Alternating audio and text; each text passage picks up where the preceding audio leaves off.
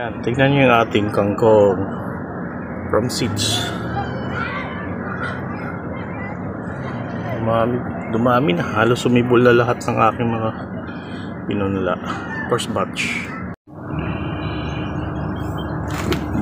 Good morning. Eto na naman tayo sa ating garden. Manguha tayo ng bunga ng kangkong. Dami oh, yan oh. Ang tuyo na, ready to harvest. Pitas-pitas lang yan. Pitas. Yan ang kangkong ating natutunan na pag gumulang na hindi na maganda ang sibol ng kanyang mga dahon. Hindi na siya masyadong mapakinabangan sa dahon, pero ito na ang pakinabang niya. Pag-harvest tayo ng kanyang mga mature na bunga.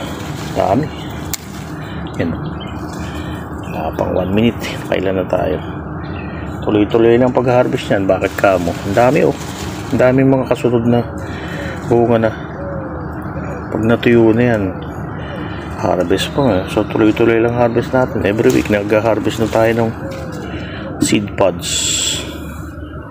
Galing.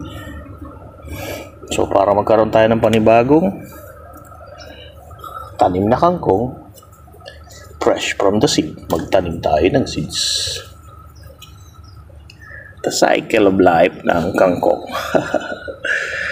Panibagong kaalaman, dagdag kaalaman. Kaya tingnan natin, collect pa tayo ng mga seeds at titingnan natin mamaya kung anong laman yan, anong laman sa loob niya. Hanap lang tayo ng magugulag na seeds, seed pods. Harvest.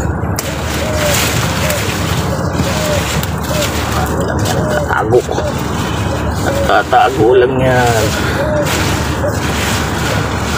Hanapin lang.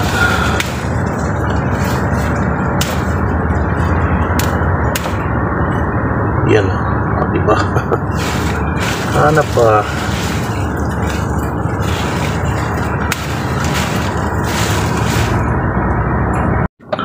Marami-rami rin tayo na harvest oh. Tingnan nyo. Yan.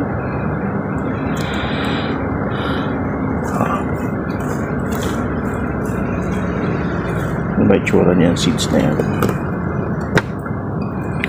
Open natin. Isang seed pod.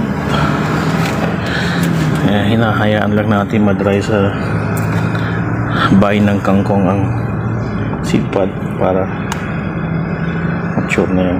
Ayan o. Ilan nakuha natin? 4 na seed sa isang seed pod. Okay. Yung iba kaya ilan na laman?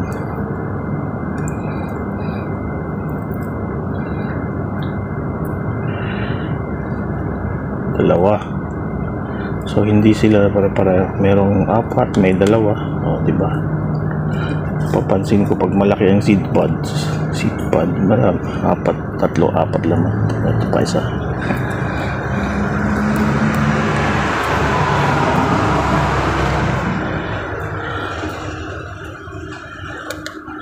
Apat nga. Yun, may 2, may 4. Ba? Ayos na. Meron na tayong seeds, second generation na meron na tayong pantanim ng kangkong. Second generation from seeds. Yung maganda pang from seed na sumibol na kangkong, sure ball na fresh yan. Hindi kagaya ng from tangkay na gulang na madali na mag-mature. Ito lang ang medyo matrabaho dito. Tiyagain lang natin. Pagbabalat, pagtatanggal ng seed sa seed pods. Ayos lang yan.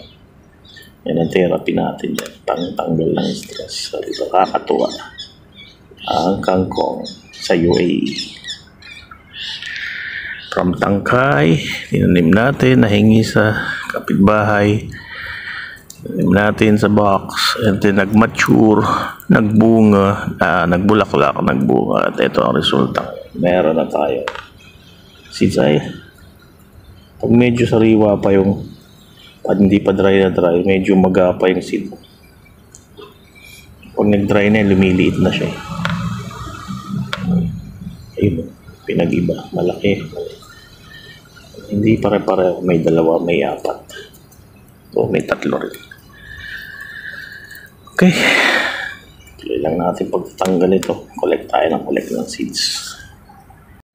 Ayun, almost there. Matatapos na rin tayo. Ilan na lang natira.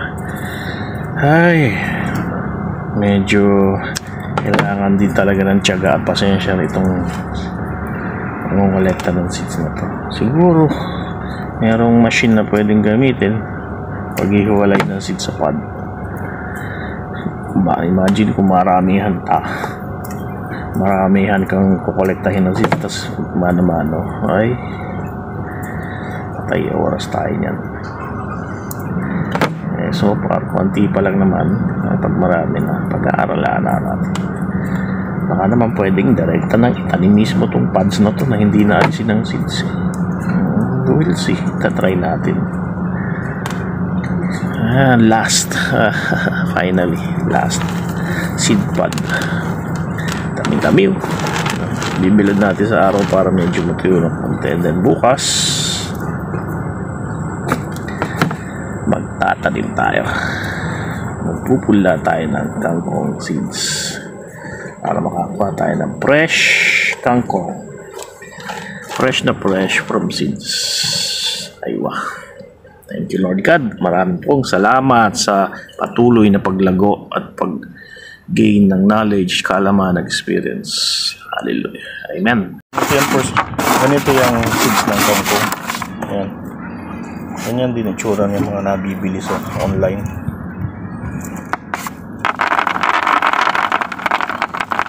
Alam natin yan. Second batch seeds. Second generation, second batch. Dami.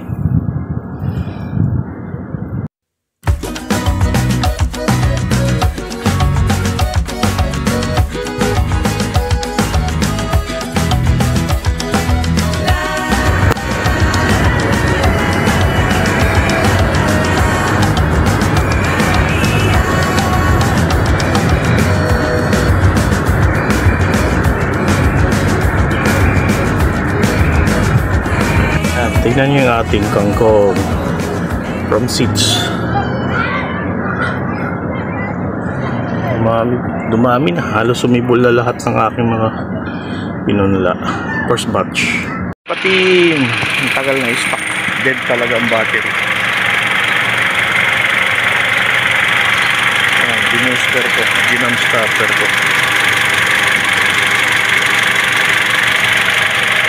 Gumagana pa.